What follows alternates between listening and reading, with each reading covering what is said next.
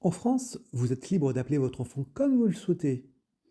Mais soyons honnêtes, si vous rencontrez un enfant nommé Mohamed, quel est le premier lien que vous faites?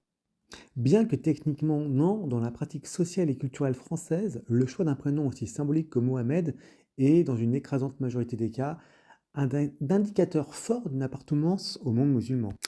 La loi est claire, mais la culture l'est moins. Mohamed n'est pas un prénom comme les autres, c'est le nom du prophète de l'islam. Il est le marqueur identitaire le plus fort de cette religion.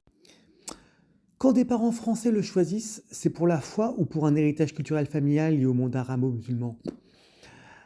L'adoption interculturelle sans lien est quasi inexistante. Regardons les prénoms bibliques coraniques qui sont devenus des classiques. Adam, Noé, Gabriel. Ils ont une origine religieuse très forte, mais ils sont passés de l'écriture à l'état civil sans nécessité d'appartenance. Ils sont neutres et universels aujourd'hui. Mohamed, lui, n'a pas encore fait cette transition dans la culture française.